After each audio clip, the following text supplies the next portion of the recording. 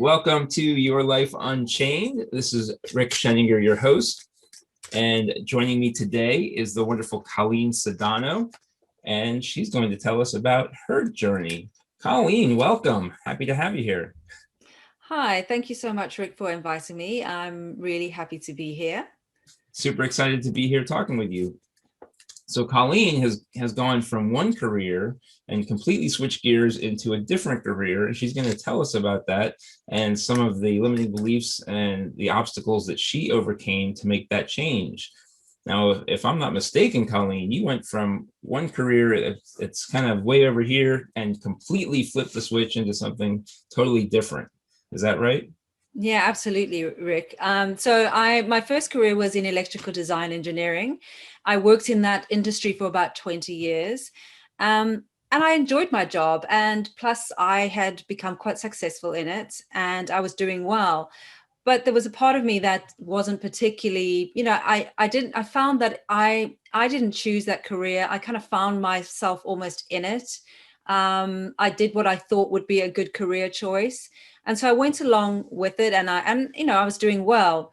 I did though experience while I was working in engineering quite a lot of imposter syndrome. And, imposter syndrome can often be triggered by when you feel, you are the minority in a situation when you can't see yourself. It can be one of the triggers. It's not the only trigger, but it can be one of the triggers. It really triggered it for me. And it was quite severe. It wasn't just a little bit of self-doubt. It really was quite severe. And it was affecting my life, my relationships, my health. And so I did a huge amount of self-discovery. I got some help myself. And I also got very into personal development. Psychology, I was always interested in. But through that experience, I then decided to do a complete career change and study psychotherapy and retrain and become a psychotherapist. But it was really through this obstacle, in a way, that I was experiencing that really opened my eyes to that. I'd always, as I say, I'd always been interested in psychology, but it also opened my eyes that this is what I could do as well. I could help people.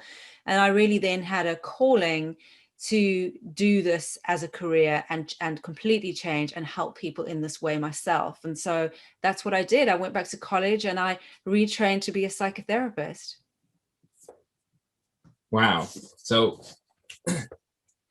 as you're making that big switch, did you find it difficult? Because obviously, you kind of go from an engineering mindset, which is really technical and mathematical, into the psychology end of things, which, while there's science behind it, it's not necessarily the same thought process as engineering. So did you find that shift difficult? Yeah, I did. I was actually very surprised because I thought it would actually be quite a smooth transition because it wasn't that it was put onto me. It was what I wanted. I chose it. And so I thought, well, this is going to be easy. This is what I want. And I did want it. Of course I did. However, actually what I didn't realize is that I had a lot of my identity wrapped up in engineering. I'd worked in that industry for almost 20 years. And part of my identity was defined by me being an engineer. And suddenly when I changed and now as a psychotherapist, it's like even those little conversations you have when you meet people. Oh, well, what do you do? Well, oh, yeah, I'm an engineer. No, I'm not. I'm not that person anymore. So it actually was quite tricky, that transition, even though it was what I wanted. I almost sort of like, I know this sounds a bit crazy, but it was almost sort of like I had to mourn the death of an old identity while I birthed a new one. And so it was a little bit more difficult than I thought, even though it was what I wanted. I mean, I did obviously get used to it and it was fine, but there was that transition period that was a little bit tricky. And absolutely, the thought process is different. I had been in a job, which obviously engineering is quite mathematical. I was using that part of my brain a lot, but the psychotherapy that I'm trained in is solution focused. And so it's in that way it's more analytical. It's very much looking for solutions and problem solving, and really that's what I was doing in engineering. I was problem solving in a different way, but still I was problem solving.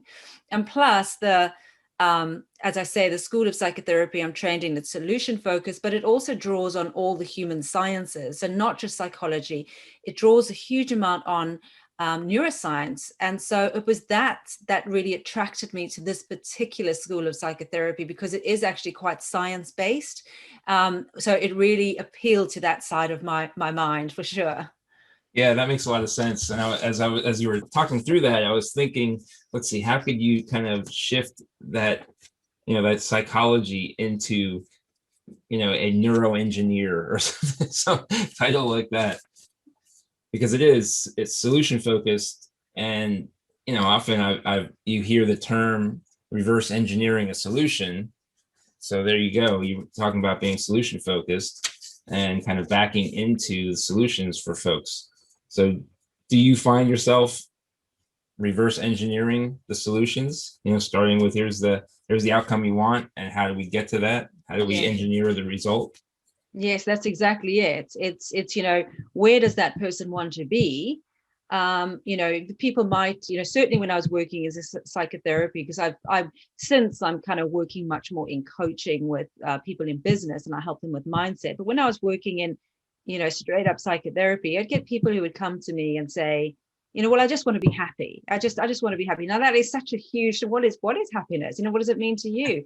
And so we would really have to unpack that, understand, well, what does happiness look to you? And then, as you say, reverse engineer, well, what are the steps that we're going to then take to get you to that point?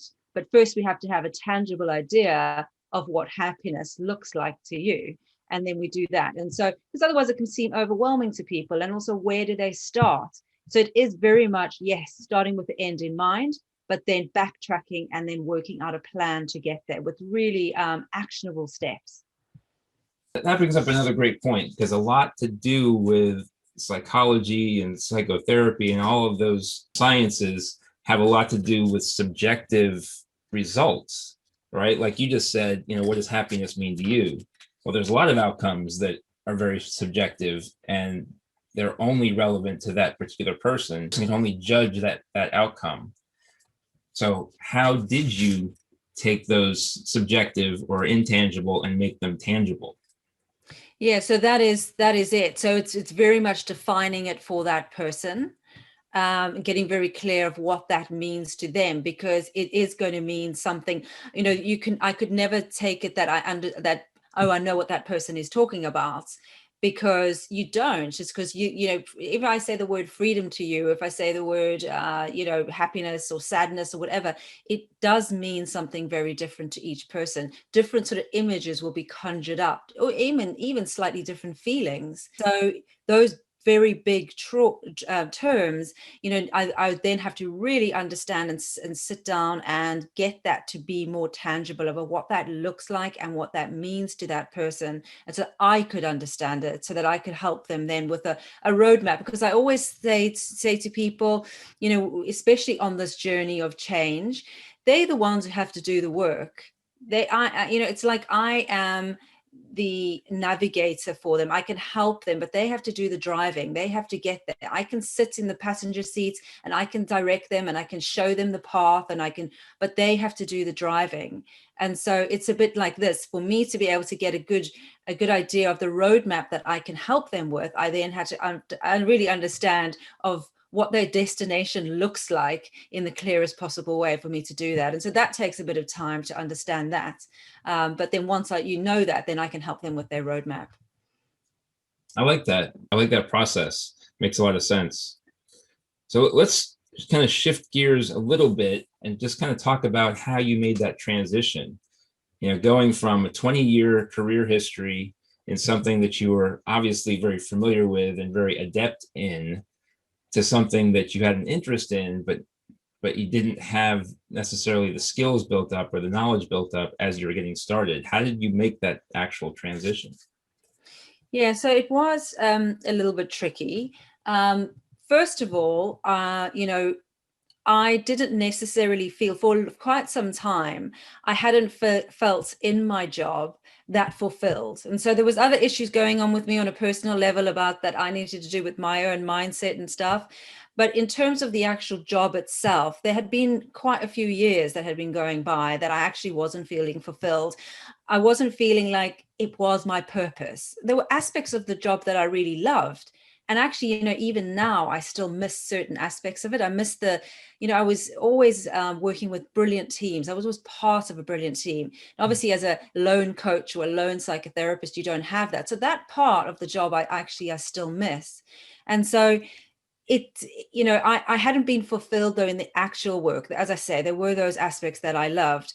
And so I had been thinking, what can I do? When I did this personal work on myself, and I had such a huge shift in myself, it was almost like I didn't have to choose it. It was almost sort of like I had a calling for it. I desperately wanted to be of service in some ways to others. I think it's also maybe about my age. I was getting to the point where I think that does start to come to the forefront of how can I give back? What can I do? And so I really did feel pulled. And so when I was deciding, I wanted to be of service, it seemed like a no-brainer. It seemed like a natural fit. But there were things that obviously, in terms of the transition, as I say, identity was one thing, but also we must remember that, a job can give you a huge amount. We have emotional needs, fundamental emotional needs that need to be met. And some of those needs, when I transitioned, it took a while for my new career to give me those. So for instance, like we have a need for status. And I don't mean like being the president of America or the prime minister of the UK, but more that you valued and respected. And when you go to work, even if you're the janitor in a school, you get called in to take part in writing the new health and safety report because you valued and you feel valued. Now, when you leave a job and you're now building up a new career, you have to build all that stuff back up. All those things that the old career was giving you, suddenly you're just no longer there. And so that did take a bit of time. I wasn't necessarily, I think maybe in some ways I'd been a little bit naive. I wasn't quite prepared for how much it would take to build that all up, but I did. But there is that transition where perhaps those things that old job were giving you, those emotional needs, for instance, suddenly weren't there, and then you have to start afresh and build it up. So it wasn't I'm not going to lie, it wasn't the easiest process, but at the same time I knew, when I thought about where I was and I knew I wasn't happy in my career, did I stay safe and comfortable, but actually I had another potentially 25 years of work ahead of me, maybe 30 years of work. What was I going to be like in another 10 years? I knew if I didn't make that jump that I would be probably pretty miserable by another 10 years time. And so I knew I had to do it. I needed that change. I really felt it. And so it sort of pulled me. So it was quite natural in a way. Wow, that's a big shift. And I definitely can see, I had something similar where, you're in so far and it's either jump now or stay forever stuck, right? And rather than doing that, in order to move forward, you got to take a chance. So I find it interesting because you said one of the things that compelled you into the psychotherapy field was the imposter syndrome that you felt in your previous field.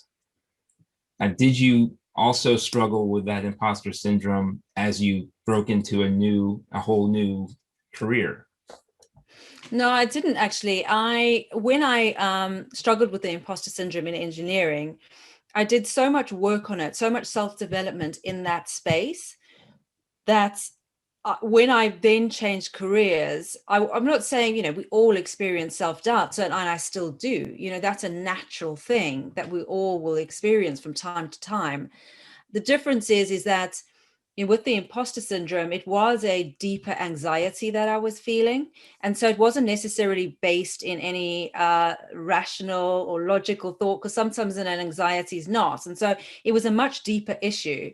So I definitely overcame that before I moved into my new career. I didn't sort of, I was still in engineering for a while after I had overcome imposter syndrome. It was probably another, I don't know, maybe a year and a half later before I actually moved. And so I was still working in engineering where I'd overcome that issue. And then, of course, when I changed careers, yes, there was self-doubt. Yes, there was all of those things which were natural, but it was never to the scale of, I would say, the anxiety I felt with actual full-blown imposter syndrome. I never went back to that. I felt, pretty confident in the journey that I was taking, in the direction that I was moving. And I knew that some of the feelings that I was feeling were only natural and normal under the circumstances. And what are some steps that people can take when they're feeling that? And what I mean by that, really, because you said that you really worked on the internal reasons. So, you weren't just kind of fixing, it wasn't a band-aid, for example. You weren't just fixing the symptoms, the imposter syndrome itself, but you really dug deep to work on the reasons behind that imposter syndrome, the anxiety that was causing that. So what are some suggestions or recommendations you can give to people that want to work on their own feelings of whether it's imposter syndrome or the underlying causes? What did you discover, for example, was behind that in a deeper level that maybe people don't think about when they feel that imposter syndrome? Yeah, so I just want to define, there is really a very big difference between self-doubt and imposter syndrome, because a lot of people use it interchangeably, or they say, oh, I've got, it's that imposter syndrome thing. And really what they're experiencing is just natural self-doubt under the circumstances. So, imposter syndrome really is a fear or an anxiety that you are going to be found out, that you're not as good as people think you are, or you've just got to where you are out of luck or being at the right time at the right place. And so it really is not based in any evidence, because all the evidence is actually showing you are pretty talented and skilled at what you do. That's why you get massively accomplished people who do experience imposter syndrome. It's not a matter of just going out, and the more accomplished you become, the less those feelings become. Because if they do, then you probably were experiencing just some self-doubt, because often that is the antidote to self-doubt.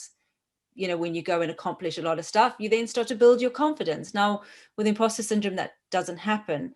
And so I realized that's what I realized, that actually there was something deeper going on. It wasn't anxiety, because actually I was pretty accomplished at my work, and everybody around me, I'd been promoted, I definitely was good. So it was not based in any reality. And so the what I had to look at was, very often what drives imposter syndrome is we have a deep or a hidden unconscious belief about ourselves, that's driving all the feelings. And also, ultimately, what it's about is we've created a set of rules, and really they're competency rules. So what we believe makes us competent in our jobs. And that was where I had to do the work, because I had created these beliefs. I was struggling with things like perfectionism, also not asking for help. And that's part of it. So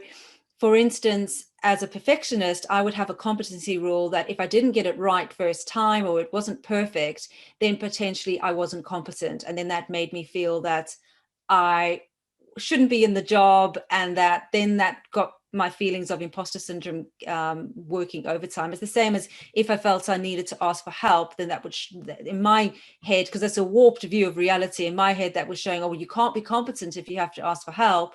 And then these feelings of inadequacy would crop up. Of course, it's not based in reality, because everybody has to ask for help. Everybody sometimes doesn't get things right first time. That's natural.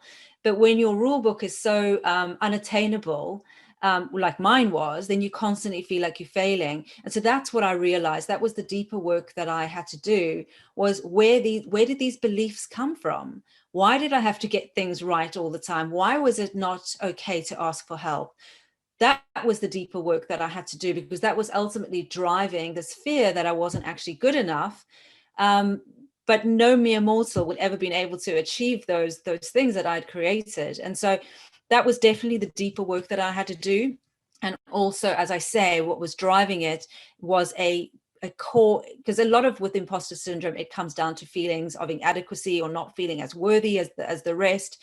But what really drives it is this hidden inner negative belief that we have. And so I really had to find out what that was, and get to the core of what that belief was, and process that, and realize that really that belief all the time had been nothing but a lie. It wasn't based in any truth, because 99.9% of the time, for every imposter, that belief that they hold inside about themselves is never true. It's always a lie. And so that was the deeper work that I needed to do. And I did it, and I managed to overcome it. And of course, as I say, I still do feel self-doubt from time to time. That is only natural. but it's not the sort of real anxiety that imposter syndrome can sometimes feel like. That's beautiful. So if you were to take that, somebody's feeling anxiety, or they're feeling that imposter syndrome, or they're feeling inadequate, if you were to break that into, let's say, 3 steps for them to get started to maybe work on themselves, what would you say, or how would you break that down? So I would say the very first step is to have an awareness. Become aware of what is going on, because at the time I wasn't aware at all. I mean, I didn't know it was called a name. I had no idea that the feelings I had had a name. But also I wasn't aware of some of the behaviors I was doing. So I didn't realize I didn't have a conscious thought of, oh, if you ask for help, you will seem like you incompetent. I didn't have a conscious thought. I just didn't ask for help. There was something driving me that I just could never ask for help, or that I always needed to get things right. So it was becoming very aware of what those behaviors were. And so that's the very first step, is awareness. Also speaking about it, because it's about breaking the silence. It's not a taboo thing. There's a common misconception that more women struggle with imposter syndrome than men. And that's not true. All the studies show it's really 50-50. It's just that I think women speak about it more. And so anecdotally, I think, more people think more women struggle with it, but that's not the case. And so break the silence, but also then write down what you think your rules are, of what you believe makes you competent. Just listen to that dialogue you're having with yourself. So that's definitely the second step. And then also look at some of the protective mechanisms that we're doing, because a lot of the things that we do, like procrastination or holding back, or even working too hard, where you feel you have to work harder than everybody else because maybe deep down you don't feel you as good as everybody else. So the third thing is to really look at those behaviors. Are you procrastinating? Are you holding back? Perhaps you a workaholic, is it coming from imposter syndrome? Is it coming from somewhere else? Because it can come from imposter syndrome, that you feel you have to work harder than everyone else because you're not as good as everybody else. And so it's looking at those behaviors, also understanding that all of these behaviors, they're not there to harm you in any way. They're there to help you, because it's a protective mechanism, even though it's coming out as like not a particularly good thing, like procrastinating, but it's there to protect you in some way. So the third thing is really understanding what those behaviors are doing for you. Ask yourself, how is this helping me? Because ultimately, even though it's misguided, that part of your brain that's creating those behaviors in you, that primitive part of your brain, thinks it's helping you. And so that would be the third part, is really understanding what those behaviors are doing, so that in order for you to then break it. So really the entire thing comes down to awareness, getting aware. So awareness, breaking the silence, and then really understanding the behaviors that are serving you in some way, albeit misguided. Yes, yeah, because they definitely are misguided. And they're never there to harm you, even though they are harming you in a way, because holding back is never good. And that on a conscious level. But there's this other part that keeps on enforcing the behavior because it thinks it's protecting you. And that part of the brain, the unconscious part, it can only see in the here and now what it's protecting you from. It can't, the job of the conscious brain is also to be able to project into the future and go, oh, well, if I carry on this behavior, it's going to harm me. Whereas the unconscious can't do it. All it is interested in is the here and now. Oh, I'm going to save you from this potential pain right now. Right. Well, that's fantastic. Colleen, I really appreciate you being here today. You gave some real golden nuggets, and definitely a great framework for all of us to use in helping overcome our own imposter syndrome that we all suffer from or experience at some level. And I appreciate you sharing both your journey as well as kind of your results with us. Yeah, you're very welcome. I've really enjoyed it. And thank you so much for inviting me on. Thanks so much. And how can people get a hold of you or find you, whether it's on social media or your website? How can people get a hold of you? Yeah, so I'm on pretty much all social media. So my Instagram is Detox Your Mind. That's my Instagram. It's a really old name. It's not that on brand anymore, but I've got a lot of followers. So that's my Instagram. I am on Facebook as Colleen Sodano Coaching. I'm also on Clubhouse under my name as well, Colleen Sodano. And of course, I'm on LinkedIn as well, all under my name, Colleen Sodano. My website is colleensedanocoaching.com. So those are all the ways that you can get hold of me. Perfect. And I'll, of course, have those in the show notes as well. Well, Colleen, thank you. I can't thank you enough for being on here today. Super appreciate it, all of your insights. And we'll see you around the clubhouse. Yeah, thank you so much.